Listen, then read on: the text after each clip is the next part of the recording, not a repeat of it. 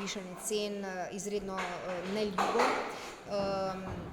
za naše prebivalce. Jaz se seveda tega kot županja absolutno zavedam.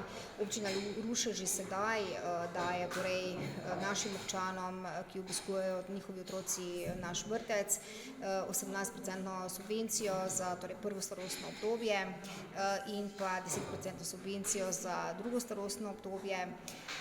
Starši plačujejo vrtec glede na, bom rekla, svoje zmožnosti, glede na njihov dohodek, seveda odločbe izda Center za socialno delo.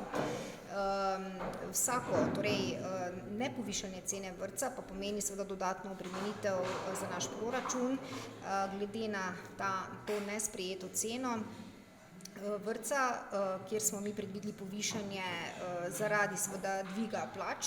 To je bila osnova, kajti v ekonomski ceni vemo, da so torej trije faktorji, to so plače naših vzgojiteljic, potem materialni stroški in pa cena hrane.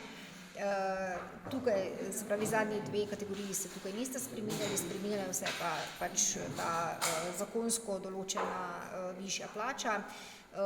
Vemo, da je bila povišana v začetku leta, da drugo povišanje v tem letu je s 1.10.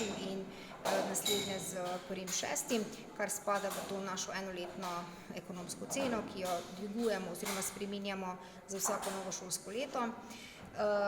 Glede na to, da do tega povišanja ni prišlo, je to strošek proračuna, mesečni strošek v višini 18.200 in na letnem nivoju to pomeni 220.000 evrov.